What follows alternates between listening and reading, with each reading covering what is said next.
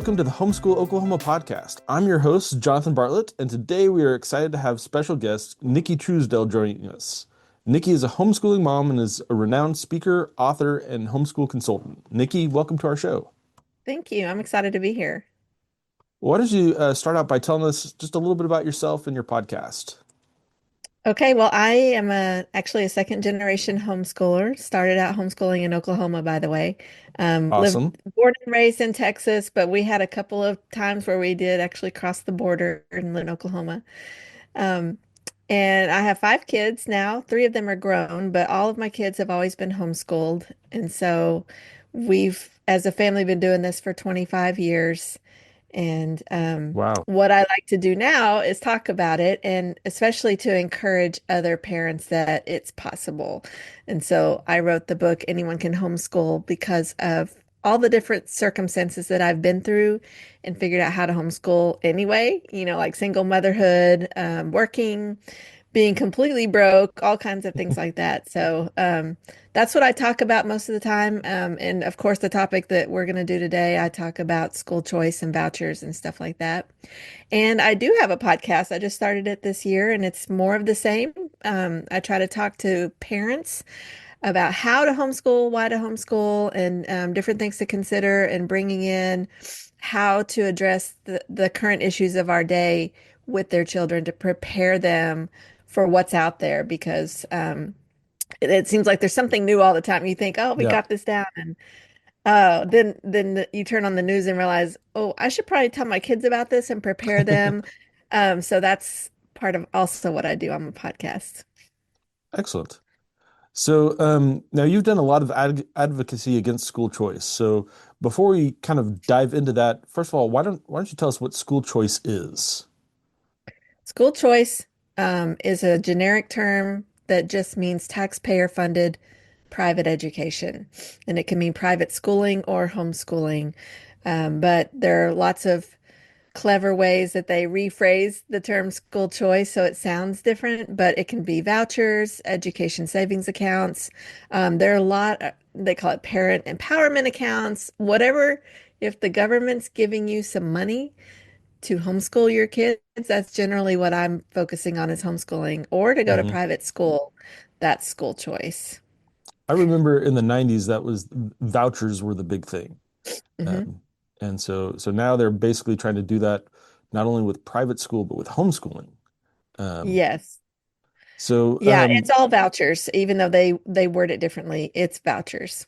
right, so in Oklahoma they call it a refundable tax credit, which Okay. basically means that even if you didn't pay taxes, you could still get money. So how Yeah. that's a tax credit, I'm not even sure. Not even sure the language makes sense on that. But so why don't you tell us, why do you oppose these school choice vouchers for homeschooling? It seems like if somebody's in a pinch, why shouldn't the government help them out? There are two basic reasons for this. One is freedom, and the second one is it's theft. So I'll address freedom first. Um, Privacy in educating your children is parenting, and when you homeschool your kids, especially, but this applies to private schools also. You don't want or need the government involved in any part of that process. That's what public education is for. If you want the government involved, they've already got a system for that. And so if you truly want the government out of your life, out of your home, and out of your child's education, you can't have that if you accept money from the government. And I know people will say, oh, no, no, no, I've read the law. There's no intrusion, there's no requirements. So in some states, when they first roll out these school choice bills, vouchers, ESAs, whatever they want to call them, yes, they will often start with no restrictions included, but it's not going to stay that way. It could be 1, 2, 4, 6 years down the line, but it will come. And restrictions would mean anything that tells you how to homeschool your kids. And that's not freedom. And eventually you'll see that for years, my friends in the homeschool world who are anti-school choice have been saying, shekels bring shackles. And that's exactly the Yep. point. When you take the government funding, you take their rules too.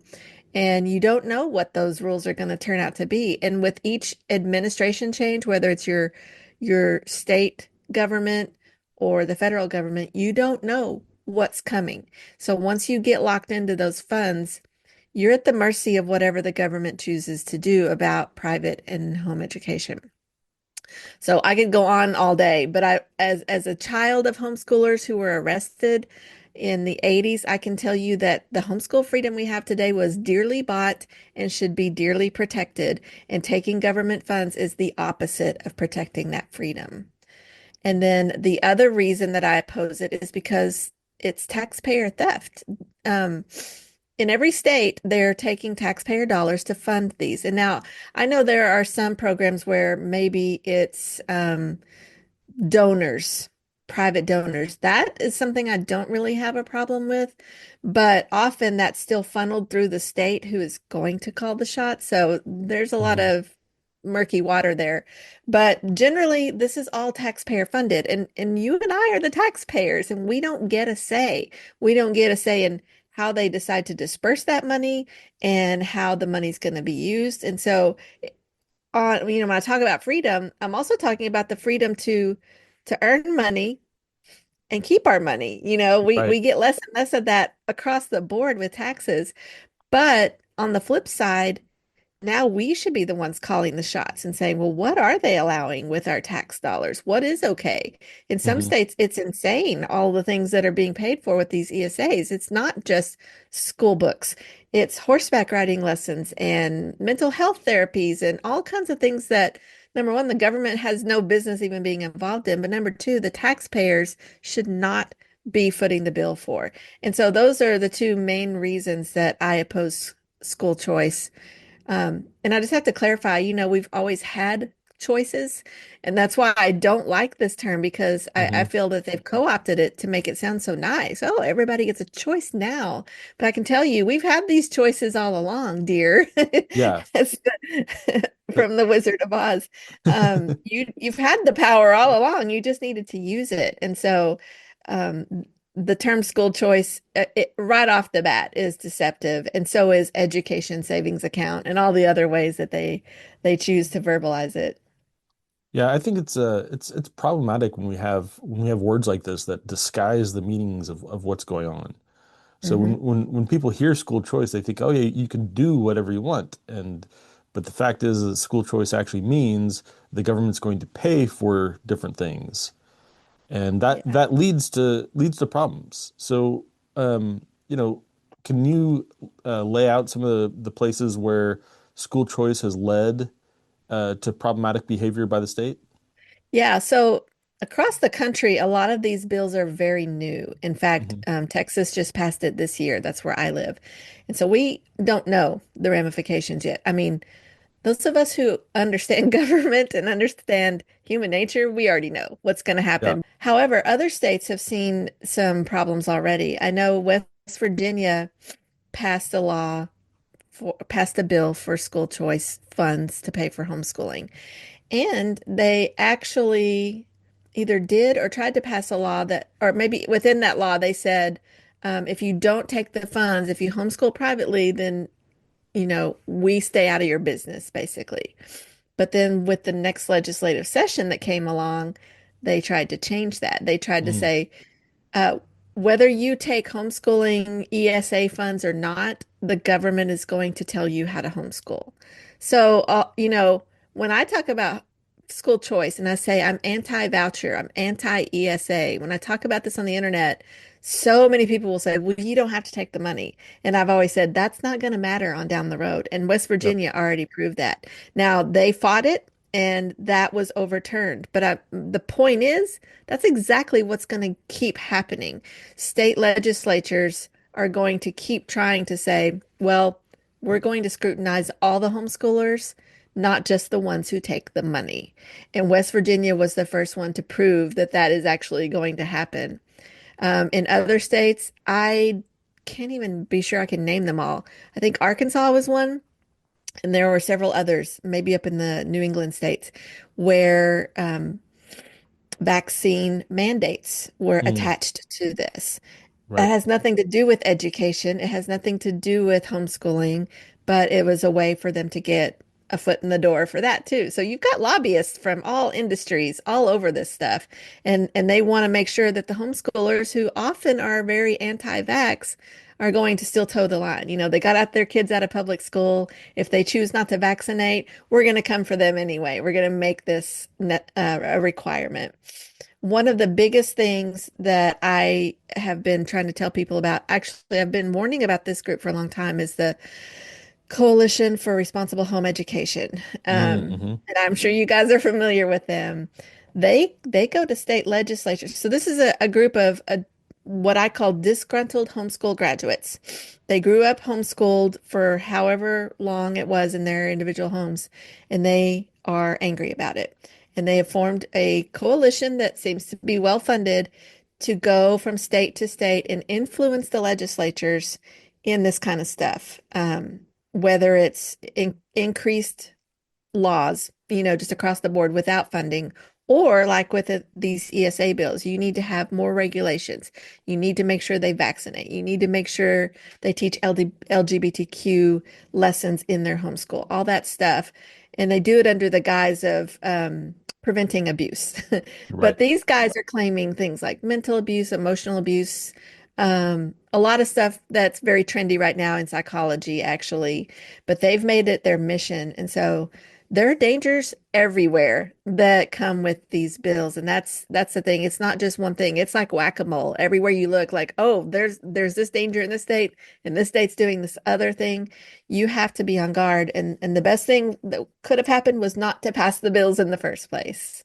Right. I get frustrated because a lot of people use the fact that we have strong homeschooling advocacy to prevent some of the more negative effects as reasons why it doesn't these vouchers don't cause problems. It's like, well, no, you've made the job harder for the Yes. homeschooling organizations to keep things free. And the fact that we've been successful so far in the, just the few years since they've started doing this doesn't mean that it hasn't done anything. It means that, Right. yeah, it means we have a bigger job ahead of us and we might not win all of our battles. People often say if they were going to come for homeschooling, they would have already done it. And when I hear that, I'm like, they did. My parents were arrested in 1983. And then, and along with a lot of other people in the United States were getting arrested. And so then there was this pushback, this fight at the legal level, and homeschooling freedom was won in all 50 states. So they have to revamp the plan. Well, Mhm. what better way to entrap homeschoolers under state regulations than with a check? Yep. And people are falling for it left and right and saying, oh, they won't come for the homeschoolers because they would have already done it. It's just a vicious cycle. Yeah, so the president of HSLDA, he always likes to say something to the effect of our biggest defense for homeschooling has always been that we're not asking for anything. You know, Exactly. every other group is like, give me some piece of the pie, and we're just like, we don't want a piece of the pie. We're trying to stay out of that. Just leave us alone, Exactly. basically. Yeah. And so once we become part of the groups that are just looking for our piece of the pie, I think that changes the dynamic dramatically, not just in the legislature, but in the public perception. Mhm. Oh yeah. Because Well, if you talk openly on social media, you get a lot of hateful comments. And one of the comments I see regularly is this assumption that homeschoolers are already living on welfare, taking the public dollar for every single thing they can get. And I just think you have absolutely no idea how homeschoolers struggle financially just because they choose this lifestyle. And Mhm. they struggle, but they're willing to. It's not like a complaining type of struggle. It's just like, hey, it's a little harder, but it's worth it to us. And yeah, we don't want to be those people that are like taking from the government, taking from the taxpayer, like every other group, like you mentioned. Yeah. There's an interesting story. There was a group in Tulsa called the Little Lighthouse, and this is just kind of an example of the government kind of first giving you freedom and then taking it away. So back, um, I think it was in the 80s, maybe the 90s, when it was mandated that schools start um, uh, providing early childhood education for special needs Hmm. kids. Well, the Little Lighthouse is a Christian preschool for special needs kids, and the state was like, well, can you take these kids? Because we can't do anything with them. They're like, well, we're Christian. We're not going to apologize for that, and we have our way of doing things, and we're not going to stop preaching the gospel. And and the state says, we don't care. You can do whatever you want. Here's the money. Um, just do whatever you need to do to take care of these kids because we're under a mandate. And so Hmm. they expanded their facilities, hired a bunch of people, and brought the kids in, and it worked for a year or two. And then the government's like, well, we've been getting complaints that you are preaching the gospel, Hmm. um, and they're like, well, we're not going to stop doing that. And so the government took their funding away. But the problem is once you grow to that size, they Hmm. now have payments and they have staff and Hmm. all that sort of stuff. And so they almost lost their entire ministry because they lost all the funding. Because once you reorient yourself to be receiving this money, then Yep. it's hard to imagine yourself without it. Now, to their credit, they said, look, we are going to be Christian focused, and we're going to do things the right way. And the government pulled their funding, and they almost went bankrupt at that time. Thankfully, they managed to push through it. But that's the sort of thing that often happens is at the very Hmm. beginning, government's like, here, just, here's the money. We don't have any restrictions on it. And usually that's because they're too lazy to have actually put any restrictions on it yet. Hmm. But eventually Or they they'll want to get around suck to it. people in. Right. Yeah. Eventually they'll get around to it. Hmm. Oh, Um, yes. why do you think there's such a sudden push for school choice across the US? Because I see this popping up everywhere. Um, I don't think I know it's a part of a UN policy. Hmm. Um, the United Nations under UNESCO, which is their education arm, that their goal is to outlaw homeschooling, and so they have language in their policies that says if you can't outlaw homeschooling in the United States, but you can still impact it. And so it's very sinister, and I'm going to sound like a conspiracy theorist, but it's all in print. I have it on my website. There are a lot of people who've been tracking this for a while, and so it's not just random. It's not just chance that every single state is trying to push this at the same time. It is a concerted effort uh, on the behalf of UNESCO. And so a lot of the names that you'll see, like Corey DeAngelis, he calls himself the school choice apologist or something. I don't know. He's used to be, I don't even know now because they scrubbed his name from the website, but he used to be part of UNESCO. He is a lobbyist 100%. And so this is what he does. He's paid by Hmm. all these other lobbyists to go around and push it. And he gets first place when the states have their hearings to talk about passing these bills. He's right up there front and center while people like you and me who want to testify might get a say, might get 3 minutes. You get the timer, and you're lucky if you even get to testify because I have friends that go down to Austin and try to testify, and they may or may not get a seat, or they have to wait till 2 in the morning to give their testimony because Mm. the paid lobbyists get to go first. Um, anyway, it's all a concerted effort. And it is real. So I have an article on my website. I'll send you if you want to link it in this Yeah, description that talks for about sure. that. Yeah, no, I've read some of those UN papers, and they're really interesting because they say everything that you're saying, but they try to use very happy language about it. Oh yeah, it's a good Because thing. they're trying to avoid discrimination, and Right. um they're so basically everything that they're currently pushing in schools that you're trying to get away from, they're like, we don't mind homeschooling as long as they align themselves to the interests of the state. Like, okay, well, it's kind of why we're homeschooling is because we didn't appreciate the interests The of the not state. to. Yes, exactly. So, so what's happening in Texas with school choice, and what's been the homeschool movement's response there? Well, we just passed it. Not we, a lot of us Right. fought against that, but Texas just passed their big ESA bill last spring. And I'll tell you, this was a bait and switch too. They've been saying for years it's going to come out of your property taxes. You already pay the Mhm. school taxes. This is just going to go to that. Like if you pay $5,000, you just get to funnel it over to your ESA. Well, that was a lie, and we all knew it. But then the bill came out, and yeah, they're taking this money out of the general fund. In fact, Mm, they're setting aside money from the general fund to a specific $1 billion fund for ESAs. And Texas is very large. So that the first year, it's not even going to cover 10% of the people who have kids in school. Um, so it's not universal, like they said, which means it's going to get bigger because they're going mm, to make it universal. So we've already got $1 billion bill passed that's not even close to covering everyone. So there's going to be a demand and they're going to grow it. Um, anyway, so what we're waiting for now is for that to go into effect, which I think it's school year 2026. Um, obviously, a lot of people think it's a great idea, so they're going to apply for it and they're going to receive it. And there's a lot of mess, with the numbers.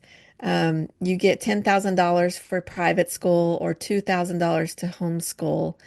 Um, I just saw a tweet this morning. There's this super new, exciting school in Austin. I think it's called Alpha School, and it's like a shorter school day. It's all AI. mm. And they say, oh, yeah, these kids are learning so much so fast and they get a shorter school day. And I'm like, I've heard of this method somewhere before. That's how we do it. We have a Yep. shorter school day and the kids learn more. But it it's multiple tens of thousands of dollars. I don't remember 60, 80, or $100,000 a year for these kids to go to this special AI school, which Ouch. to me is already a big ripoff if you're just letting AI teach them. Hmm. But guess what? They are about to release the home version for guess how much money? 2000. $10,000. The exact because it's an accredited private school online. Okay. So Yep. they dropped it just so that you can use your ESA voucher for the Yep. $10,000 and you can call yourself a homeschooler. So there's going to be all kinds of fraud Hmm. involved. Um, all kinds of these games, these money games where they say, yeah, we're an accredited private school. So yeah, because there's students, it's going to bring in a whole new wave of students that could not have afforded that before, but now they get $10,000 per student just to sit them at home and let them learn on AI.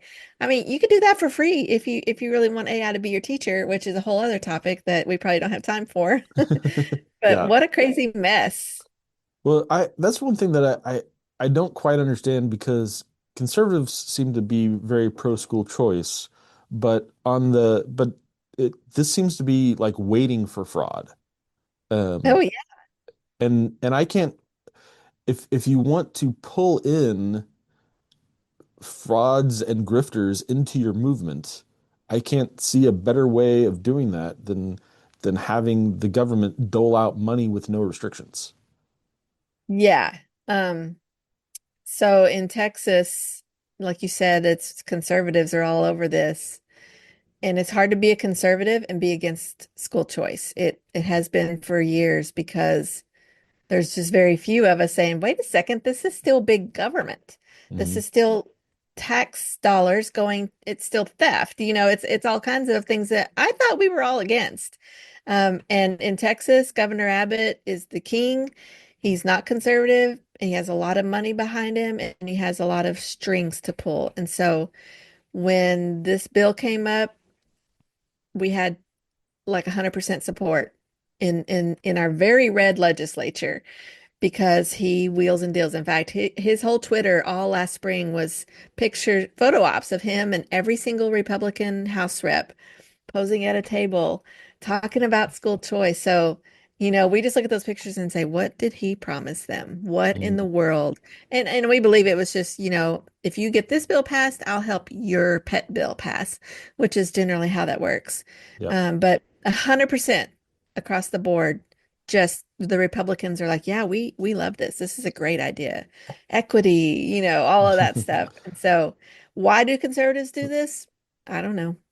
Well, I wish to I be knew.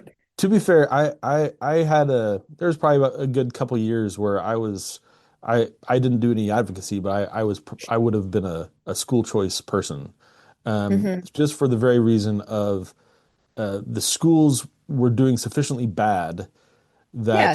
that there needed to be some way to pull people out. Oh, And absolutely. but the more I thought about it, I realized, if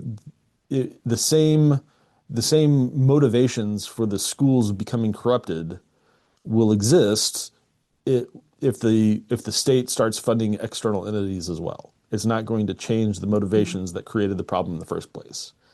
Exactly right. And that's why I mean, in Texas, this discussion started about 10 years ago, maybe longer.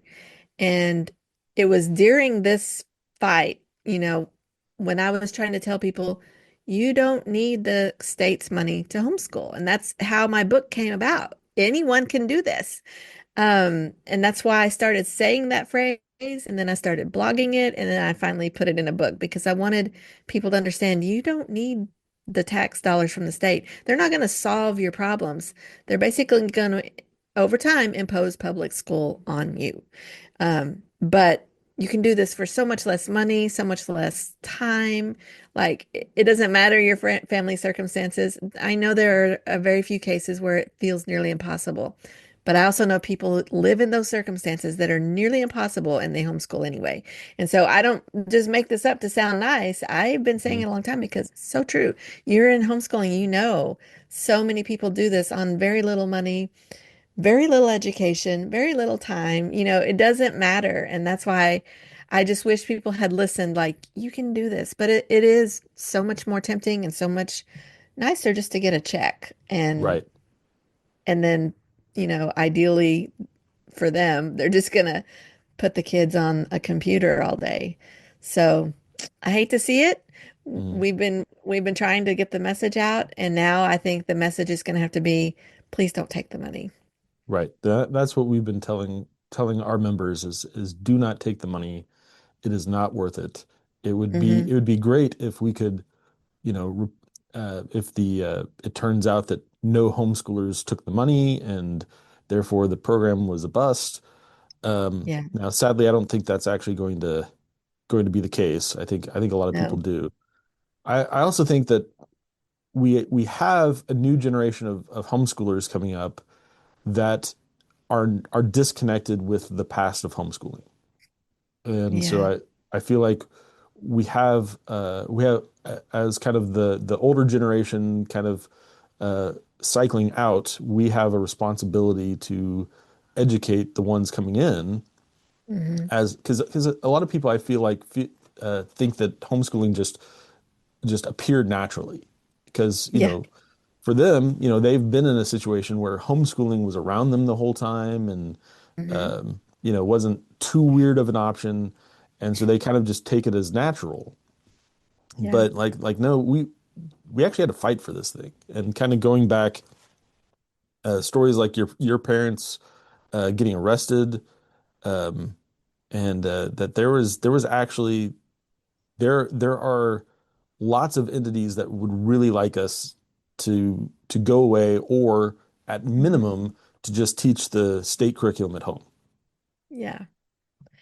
Yeah, absolutely. And, like you said, there's so many new homeschoolers that just don't know what came before. And I think it's important that they understand that Hmm. that parents, I mean, before my parents were arrested, they were arrested within the first month, or maybe it was the second month that we started homeschooling. And so obviously that's kind of scary. Yeah. But then after that, we kept that fear, that fear. And just a short, brief story, it was always legal in Oklahoma where they were arrested, but no one knew that. Right. Homeschooling was like it was weird and new, and so they were arrested because no one knew it was already in the state constitution. Um, and after several months, the case against them was dropped, but they did have, the pre-HSLDA legal team got on it. And so thankfully the charges were dropped and they only spent the one day at the county jail. But we never let go of that fear for years and years and years. And we moved back to Texas the next couple years where it wasn't legal. And so, I grew up in a time where we did go out in public a little bit during the day, but you always had to answer questions, and it was not like it is now where people say we homeschool. Oh, okay, that's cool. Right. You know, you had to say, well, we homeschool, and wonder what was Mhm. going to come next. You wondered if they were going to come knocking on your door because we had that. We had the knocking on the door. And so you don't forget that feeling. Now it's not like that. If anything, you're told your kids aren't socialized or you're mocked on the internet or anything, but that's not even the same thing. It's not even Right. close to the fear of getting arrested and potentially having your children taken away from you just because you chose to homeschool. So I do wish more people knew and understand what went into this. And now these same people are saying, don't pass those bills. Don't take the money. Don't Mhm. give up the freedom that we tried to give you. Right. And so we homeschooled through the transition period of all that. So when we first started, um, we did have some amount of fear of, people when they would be like, why are your kids not in school right now? Yeah. And but then I would say probably about 5 years into schooling was kind of when society had kind of figured out, oh yeah, there are homeschoolers, they are around. Uh, Yeah. we shouldn't automatically jail people who have their kids out in public. Um, and then by the end of it, homeschooling is almost looked at as the preferred option. Oh, I wish I could homeschool. Yeah. And we have some amazing, like, even the socialization is argument has kind of lost a lot of its bite, because, like, we can point to things, my in his last year of high school, my younger son, their football team did their season opener at Dallas Cowboy Stadium. Yeah. And I'm like, that, So they were not you know, locked in the basement, they were is what you're not telling locked in the basement. Yes, and yeah, I mean, that's a sports opportunity that's not available to hardly anybody. Yeah. And so, but the thing is and this is the other thing, is that the newer generation doesn't recognize that that was built by the parents. Yes. Parents, 100%. And Yes, that's what I tell people too when they say, "Oh, we don't have that option in our area." And I say, "The only reason we do is because a parent said, 'I'll do it.'" yep. That's 100% how it starts.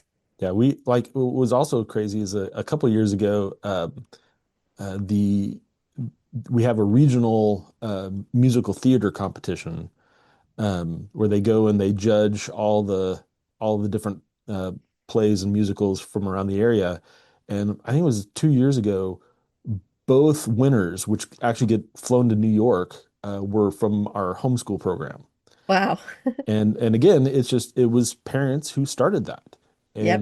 And new homeschoolers come in and they see this big infrastructure, and they just Hmm. assume that just appears out of nowhere. And I I see that because I know, when I was younger, I just, go into society and you just assume that everything there is always there. Yep.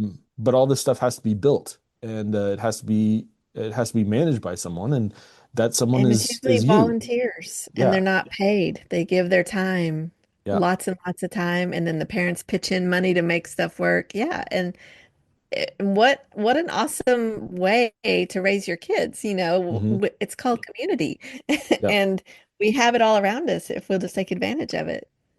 So that's something that the Arizona folks told me about. I was at the HSLDA conference, and they pointed out how much the ESAs have destroyed their community. Yeah, Because I've read that too. because now everything's a paid thing. Hmm. And even there were a lot of things that were like nominally paid before. But now it's like, well, since we were getting money, we now need to like charge it as if it were a business. And so the community spirit has been drained almost entirely from the movement. Yeah, and I've heard that in other places too, and I think that's something that's hard to quantify in a study. And Hmm. so when you say that's happened and tell the pro school choice crowd about it, they're like, well, I think you're just making that up. That's just anecdotal. Right. It's not anecdotal to the people that were used to having a community, a Yep. support group and a little co-op, that's huge. And Hmm. homeschool community is vital. But I get what you're saying. You don't have that when you're just basically paying for a drop-off program where you run your kids to this class and run them to that class. Then you don't have the community anymore that you did, where all the parents and the kids are all sitting around together doing stuff. Yeah, just because it's hard to quantify doesn't make it not real. Exactly. So this is a bit of a reveal for the audience, but I hear you're going to be speaking at an event in February. You want to tell us about that? Yeah, I was very excited that you guys invited me to speak at your Capitol Days. And of course, I love to speak to audiences, and this is one of those topics that is requested a lot. When when I finished the email, I was talking to my husband about it, and I said, "This is kind of surreal because, over 40 years ago, my mom and dad were arrested for homeschooling in Oklahoma. And now I get to go and speak, you know, at the Capitol about homeschool freedom in Oklahoma all these years later. And both my parents have passed away, and I'm so sad that they would not be here to witness this, but I feel like it's an honor. It's an honor to be invited to do this because it has so much meaning to our family, and homeschool freedom. I just get chills sitting here talking about it. So I'm really excited to be there, looking forward to this. Well, we're really excited to have you. Our Capital Day, we've been doing it for over 40 years now, and the we every year we go to the Capitol. For those of you who don't know, we go to the Capitol. We give all the legislators cookies to say thank you for taking care of our laws, and we tell them, please forget about us. Please Yeah, pretend we do not exist. You will get cookies every year, but in the meantime, just don't mention us, don't give us anything, don't take us away, pretend that we are non-existent. And that is our legislative goal. treat us So like the Amish. exactly, exactly. Yeah, So that's we're funny. super stoked about you coming. It was actually there were multiple people in our meetings about who to bring in. Uh, there were multiple people who were thinking about you, and we're just really Oh, excited about your advocacy against school choice, pro homeschooling freedom, and we actually didn't even know about your Oklahoma connection. So that's funny. yeah, so we're just really excited, and we're really excited to have you. So for anyone listening, that's February 3rd. We've got signups on the website at homeschooloklahoma.org. You don't actually have to sign up to come, but we prefer that you do because that helps us to, if we have any last minute change of plans, uh, we can let you know. Also helps us to prepare for the number of people who are going to be there. So we do want you to register on our website, but you don't have to. Um, Also, if you want to bake cookies, we have a place on our website. Again, as we mentioned in our talk, everything happens because parents do it. And so Yeah. if we want to give cookies to our legislators, people have to bake them. So if you're interested in baking cookies, if you're interested in talking with legislators, we have signups for all of that on our website. Or if you're just going to come and enjoy the festivities, come listen to Nikki talk, uh, and come just kind of rally around homeschooling freedom. We're super excited about that on February 3rd. So, well, I just want to thank you so much for taking the time to be with us today. This has been a great conversation. I enjoyed it. Thank you for having me. Thank you for listening to the Homeschool Oklahoma podcast. Homeschool Oklahoma is an organization dedicated to promoting, protecting, encouraging, and equipping homeschooling families across the state. please sign up for our newsletter at hsok.org. If you'd like to further help our cause of maintaining homeschooling freedoms in Oklahoma, we hope that you will consider joining with a paid membership as well. Thank you for listening.